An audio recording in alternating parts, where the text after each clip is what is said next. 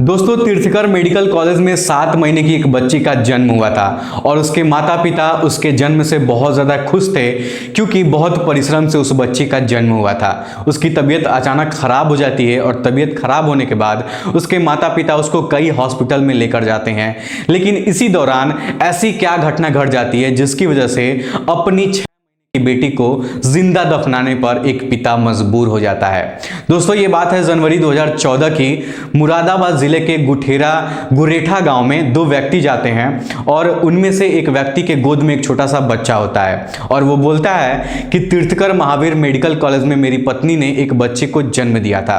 बच्ची जो थी वो मर गई है, अब इसे दफनाना है और दफनाने के लिए हमें फावड़ा चाहिए होगा, जिससे हमें शमशान घाट भी बता दो ताकि हम लोग बच्ची को वहां दफना सके। इस दुख की घड़ी में उस गांव के सभी लोगों ने उनका सहयोग करने की कोशिश किया, इसलिए फावड़ा लेकर गांव के कई लोग उन दोनों लोगों के साथ गांव के ही पास में बगल में एक गागन नदी की ओर चले जाते हैं। गांव का एक आदमी दुकान से बच्ची के लिए कफन भी खरीद कर लेकर आता है। गागन नदी के आसपास के गांव के लोग अपने परिजनों का, अपने परिवार वालों का अंतिम संस्कार नदी के किनारे स्थित शमशान घाट में करते थे और इसीलिए वह बच्ची को कफन में लपेटकर नदी की तरफ वहीं शमशान घाट चले जाते हैं। नदी किनारे पहुंचने के बाद गांव का एक आदमी ने बच्ची की लाश को दफनाने के लिए एक गड्ढा भी खोद दिया था। वो उस बच्ची को दफनाने ही वाले थे, लेकिन उसी समय बच्ची जो है वो रोने लगती है और बच्ची के रोने की आवाज़ सुनकर गांव वाले चौंक जाते हैं क्योंकि उस बच्ची को उन दोनों लोगों ने मरा हुआ बताया था और बच्ची के जीवित होने पर उसके पिता और उसके पिता के साथ आए हुए युवक को खुश हो जाना चाहिए था, लेकिन वो लोग घबराए हुए थे। इन दोनों के चेहरे पर खुशी नाम की कोई चीज़ ही नहीं थी और ये सब देखकर गांव वालों को शक हुआ कि कुछ ना कुछ तो गड़बड़ जरूर है। उसके बाद गांव के सभी लोग दोनों लड़कों को चारों तरफ से घेर लेते हैं और हकीकत जानने की कोशिश करने लगते हैं, लेकिन वो लोग बार बार यही कहते थे कि डॉक्टर ने बच्ची को मृत बताया था, जिसके बाद वो लोग उस बच्ची को दफनाने के लिए यहाँ पर आए हुए थे। ये बात गांव वालों के गले नहीं उतर रही थी। गांव वाले इस बात से बिल्कुल भी विश्वास नहीं कर रहे थे और शोर शराबा सुनकर आसपास के खेतों में काम करने वाले जितने भी लोग थे वो सभी लोग वहाँ पर धीरे धीरे करके इकट्ठा होते जाते हैं और देखते ही देखते वहाँ भीड़ बहुत ज़्यादा बढ़ जाती है। दोनों लड़के वहाँ से भागने की फिराक में थे, लेकिन गाँव के लोग उनको दबोच लेते हैं और भागने वहाँ से नहीं देते हैं और ठीक उसी समय पाकड़बड़ा थाने में भी फोन कर दिया गया था। सूचना मिलने के बाद थाना प्रभारी तेजेंद्र यादव और सब इंस्पेक्टर सहदेव सिंह दोनों शमशान घाट पहुंच गए। उन्होंने दोनों से पूछताछ की तो एक का नाम राजेश बताया और दूसरे ने अपना नाम दिनेश बताया। जब उन्होंने बच्ची को देखा तो वो बच्ची जीवित थी और 5 से 6 दिन की लग रही थी। पुलिस को पता चला कि वो लड़की कोई और नहीं है बल्कि राजेश की ही बेटी है। जो दूसरा लड़का था वो राजेश का साला था। पास में ही तीर्थकर महावीर मेडिकल कॉलेज था और पुलिस ने उस बच्ची को वहां पर ले जाकर तुरंत भर्ती करा दिया ताकि उस बच्ची की जान बच सके, उसके साथ कुछ गलत ना हो। जब डॉक्टरों ने उस बच्ची को देखा तो वो लोग एकदम चौंक गए थे क्योंकि वो बच्ची उसी हॉस्पिटल में पैदा हुई थी और उसकी माँ अभी भी उस समय वहां पर एडमिट थी। डॉक्टर ने पुलिस को बताया कि बच्ची को उसका पिता राजेश जीवित अवस्था में हॉस्पिटल से लेकर गया था। उस बच्ची का मरने का तो कोई सवाल ही पैदा नहीं होता। पुलिस को अब ये मामला थोड़ा सा अजीब टाइप का लग रहा था, अनसुलझा हुआ लग रहा था, इसलिए थाना प्रभारी ने इस सूचना को नगर पुलिस अधीक्षक महेंद्र यादव को दे दी। उधर डॉक्टर ने बच्ची को आईसीयू में भर्ती करा दिया और उसका इलाज करना शुरू कर दिया।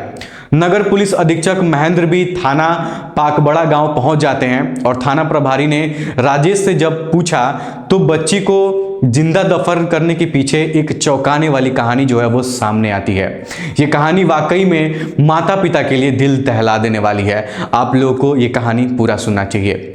नमस्कार दोस्तों, मैं हूं करण श्रीवास्तव। स्वागत है आप सभी लोगों का हमारे यूट्यूब चैनल पर और मैं चाहूंगा कि अगर आप लोग हमारे चैनल पर पहली बार हैं तो चैनल को सब्सक्राइब कर लीजिए और वीडियो को लाइक कर लीजिए। इससे हमें बहुत ज़्यादा मोटिवेशन मिलता है और अच्छी अच्छी वीडियोज़ मैं आप लोग के लिए हमेशा लेकर आता रहता हूँ। दरअसल जो राजेश था वो उत्तर प्रदेश के बरेली शहर के हाफिजगंज का रहने वाला था और वो एक मोटर मैकेनिक का काम करता था। उसके पिता राम भरोसे को जब ये लगा कि राजेश अपना घर चलाने लायक अब हो गया है, तो उन्होंने बरेली के ही नवाबगंज में रहने वाली मुक्ता प्रसाद की बेटी सुनीता से उसकी शादी कर दी गई।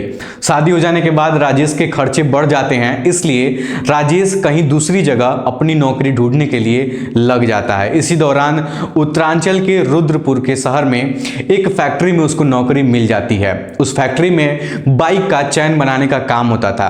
कुछ दिनों बाद राजेश अपनी पत्नी सुनीता को भी रुद्रपुर लेकर चला जाता है। वहां पर दोनों हंसी खुशी और मौज मस्ती से अपना जीवन जी रहे थे। इसी दौरान सुनीता जो थी वो गर्भवती हो जाती है और इससे पति और पत्नी दोनों बहुत ज्यादा खुश थे। पहली बार मां बनने पर महिला को कितनी खुशी होती है, इस बात को सुनीता भी महसूस कर रही थी। राजेश भी सुनीता की ठीक ढंग से देखभाल कर रहा था और उसका ख्याल रख रहा था। सुनीता को 7 महीने हो गए थे प्रेग्नेंट हुए। अब सुनीता को कुछ परेशानी सी होने लगी थी, क्योंकि डॉक्टर ने सुनीता को अपना ध्यान रखने को कहा था। लेकिन अचानक सुनीता को बहुत ज्यादा दर्द होना शुरू हो गया। जिस डॉक्टर से सुनीता का इलाज चल रहा था, राजेश अपनी पत्नी को तुरंत उसी डॉक्टर के पास लेकर जाता है। सुनीता का चेकअप होता है और चेकअप करने के बाद डॉक्टर ने सुनीता की जो हालत है वो गंभीर बताया। बोला कि इसकी हालत अभी गंभीर है और सुनीता के पेट में अभी सिर्फ 7 महीने का बच्चा है। यदि वो 8 महीने या 9 महीने का होता तो उसकी डिलीवरी जो है वो कराई जा सकती थी, लेकिन समय से 2 महीने पहले ही डिलीवरी कराना डॉक्टर को सही नहीं लग रहा था, क्योंकि इससे सुनीता को खतरा था और सुनीता की जान भी जा सकती थी। ऐसी हालत में सुनीता को किसी अच्छे अस्पताल या फिर किसी अच्छे नर्सिंग होम में ले जाने की जरूरत थी। रुद्रपुर में कई सारे नर्सिंग होम थे ऐसे जिसमें सुनीता का इलाज किया जा सकता था और उसकी जान बचाई जा सकती थी, लेकिन वो हॉस्पिटल बहुत ज्यादा महंगे थे और राजेश के बजट से बाहर था। लिहाजा ये निकला कि वो अपनी पत्नी को लेकर मुरादाबाद आ गया और उसे तीर्थकर महावीर यूनिवर्सिटी के मेडिकल कॉलेज में भर्ती कर दिया। 4 जनवरी 2014 को सुनीता ने एक अच्छे बच्चे को जन्म दिया। बच्ची 7 महीने में ही पैदा हो गई थी, इसलिए वो बहुत ज़्यादा कमज़ोर थी। उसे इंक्यूबेटर पे रखना बहुत ज़रूरी था, लेकिन मेडिकल कॉलेज में जो इंक्यूबेटर था उसमें पहले से ही बहुत सारे बच्चे रखे हुए थे और ऐसी हालत में मेडिकल कॉलेज के जो ज्वाइंट डायरेक्टर होते हैं उनका नाम था विपिन कुमार जैन। विपिन कुमार जैन ने राजेश को सलाह दी कि वो अपनी बच्ची को किसी और नर्सिंग होम में या फिर किसी और अस्पताल के या फिर उसको दिल्ली लेकर चला जाए, क्योंकि उसकी जो हालत है बहुत ज़्यादा नाजुक है, कभी भी उसकी जान जा सकती है। इधर इतनी कमज़ोर बच्ची को देखकर वार्ड में जितने भी लोग भर्ती हुए थे सभी मरीज राजेश से और राजेश के रिश्तेदार भी राजेश से कहते हैं कि ये बच्ची बचेगी नहीं और अगर बच भी जाएगी तो जिंदगी भर अपंग रहेगी। राजेश ने उन सभी का बात नहीं सुना और अपनी बच्ची को बचाने के लिए राजेश उसको लेकर मुरादाबाद के साईं अस्पताल में पहुंच गया। राजेश के साथ उसका साला दिनेश भी गया था। साईं अस्पताल में बच्ची को भर्ती कराने से पहले 10,000 रुपए जमा कराने के लिए कहा गया, लेकिन राजेश के पास उस समय उतने पैसे नहीं थे। राजेश ने अस्पताल कर्मियों से कहा कि वो पैसे का इंतजाम कर देगा, पहले आप लोग उस बच्ची का एडमिट करके इलाज शुरू करिए। लेकिन डॉक्टरों ने उसकी बात नहीं सुनी। राजेश अपनी बेटी को किसी भी हाल में बचाना चाहता था और इसीलिए उसने अपने कई दोस्तों से, अपने रिश्तेदारों से फ़ोन करके अपनी हालत बताई और कुछ पैसे मांगने की कोशिश की, लेकिन वो जितने भी लोग थे उन्होंने उसकी सहायता नहीं की और कोई ना कोई बहाना करके उसका फ़ोन रख दिया जाता था। राजेश बहुत ज़्यादा परेशान हो गया था। ऐसी हालत में उसकी समझ में नहीं आ रहा था कि वो क्या करे। चारों ओर से परेशान होकर राजेश के कानों में रिश्तेदारों के वो शब्द गूंज रहे थे कि वो बच्ची नहीं बचेगी और अगर बच भी जाएगी तो हमेशा वो विकलांग रहेगी। राजेश जो था वो एकदम निराश और हताश होकर सोचने लगा कि जब पूरी जिंदगी बच्ची विकलांग रहेगी तो इसकी जान बचाने का कोई फायदा नहीं है, इससे अच्छा है कि ये बच्ची मर जाए। इसके अलावा उसके मन में एक और बात घूम रही थी कि यदि अगर बच्ची नहीं मरेगी तो वो उसकी वजह से जिंदगी भर उसको परेशान रहना पड़ेगा। लिहाजा ये निकला कि राजेश ने अपनी बच्ची को खत्म करने के लिए सोच लिया और इस बारे में उसने अपने साले दिनेश से भी बात बातचीत की तो उसके साले ने अपने जीजा के हाँ में हाँ मिला दिया। दोनों ने बच्ची को मारने का फैसला तो कर लिया था, लेकिन अपने हाथों से दोनों में से किसी के भी हाथों में इतनी हिम्मत नहीं थी कि वो अपने हाथों से उस बच्ची का गला दबाए। फिर उन्होंने तय किया कि बच्ची को जिंदा एक गड्ढे में दफना दिया जाएगा और जब सुनीता पूछेगी तो कह देंगे कि बच्ची की मौत हो गई थी और उसे दफना दिया गया है एक गड्ढे में। अब इन लोग के पास गड्ढा खोदने के लिए इनके पास कोई फावड़ा वगैरह नहीं था, इसीलिए वो फावड़ा मांगने के लिए गुरेठा गांव पहुंचे। ऐसी हालत में गांव वालों ने उनकी सहायता करने का सही समझा और उनके साथ गागन नदी के किनारे जाकर उस जगह पर पहुंच गए जहां लोगों का अंतिम संस्कार किया जाता था। उस नन्ही सी जान की आंखें अभी ठीक से खुली भी नहीं थी। दुनियादारी से वो कई कोसों दूर थी और दुनियादारी से उसका कोई मतलब भी नहीं था। माँ की गोद से पिता के मजबूत हाथों में वो सिर्फ इसलिए आई थी कि वो पिता उसका इलाज कराकर उसकी जान बचा लेगा, लेकिन क्या पता था कि कन्यादान करने वाले हाथ से ही उस बच्ची को जिंदा दफना दिया जाएगा। जैसे ही उस लड़की को गड्ढे के अंदर ठंडी रेत पर लिटाया गया, वो बच्ची अपना हाथ पैर चलाते हुए जोर जोर से रोने लगी, जैसे कि वो रो रो कर अपने पिता से पूछ रही हो कि मेरा इसमें क्या कसूर है, मुझे मत मारो, एक दिन मैं ही तुम्हारा सारा संसार बनाऊंगी और अपने घर को उजागर करूंगी।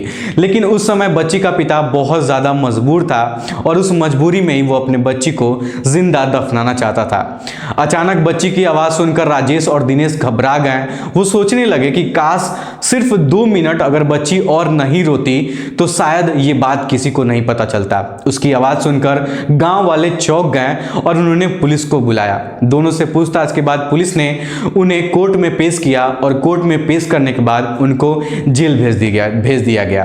पुलिस ने उस बच्ची को तीर्थकर महावीर यूनिवर्सिटी के मेडिकल कॉलेज में भर्ती करवा दिया। वहां से इक्यूबेटर पे रखने के बाद उसकी हालत धीरे धीरे सुधार हो रही थी उसकी हालत में। लेकिन सुनीता को अभी तक इस बात का पता नहीं था कि जिस बच्चे को उसने जन्म दिया है उसकी हत्या की कोशिश करने वाला उसका पिता अब जेल जा चुका है। गांव के लोगों को जब एक पिता के यमराज बनने की जानकारी हुई तो लोगों ने उस बच्ची की लंबी उम्र की दुआएं करने लगे। बच्ची के इलाज के लिए बहुत सारे लोगों ने कुछ अस्पताल में पैसे वगैरह भी डोनेट किए, लेकिन 1 सप्ताह बाद उस बच्ची ने अस्पताल में ही अपना दम तोड़ दिया। वैसे एक बात बताना जरूरी है कि राजेश की नियति बेटी की हत्या करने की नहीं थी, बल्कि वो तो उसकी सुरक्षा के लिए ही मेडिकल कॉलेज लाया था और मेडिकल कॉलेज के डॉक्टरों के कहने पर ही वो अपने बेटी को लेकर कई अस्पतालों में गया। लेकिन उसकी मजबूरी ये थी कि उसको इलाज कराने के लिए उसके पास उतने पैसे नहीं थे। जिन रिश्तेदारों और जिन दोस्तों से वो पैसे मांग रहा था वो लोग भी उसकी सहायता नहीं किए, उन्होंने भी अपना मुंह मोड़ लिया, जिससे वो निराश और हताश हो चुका था। और अस्पताल में वार्ड में कई लोग, मरीजों और रिश्तेदारों ने भी उस बच्ची के बारे में गलत इरादा और गलत धारणाएं राजेश के मन में भर दिया था और इन्हीं सोच के कारण राजेश यमराज बनने के लिए मजबूर हो गया। इसी बातों से वो अपने आप को हार गया था। कहते हैं कि माँ का दूसरा रूप मामा होता है, लेकिन उस समय दिनेश का दिल भी नहीं पसीजा, वो भी कंस मामा बन गया था। राजेश के सामने चाहे जो भी परिस्थितियां आई हो, लेकिन वो अकेला दोषी नहीं है। दोषी वो लोग भी हैं जिन्होंने इस रास्ते पर जाने के लिए राजेश को मजबूर किया था। और वो इतना ज़्यादा मजबूर हो गया था कि जीवित बेटी को कब्र में रखते समय उसके हाथ तक नहीं कांपे। कई लोग तो बेटे की चाहत में अगर बच्ची के होने का पता चल जाए तो उनका गर्भ में ही उनको मार दिया जाता है। दोस्तों, इस घटना को सुनाने का मेरा मकसद आपका दिल दुखाना नहीं है, आपको परेशान करना नहीं है, बल्कि आप लोगों को जागरूक करना है ताकि ज़िंदगी में कभी भी ऐसी गलती आप लोगों से ना हो। फिलहाल आज की इस वीडियो में इतना ही। वीडियो पसंद आए तो वीडियो को लाइक और चैनल को सब्सक्राइब ज़रूर करिएगा। धन्यवाद।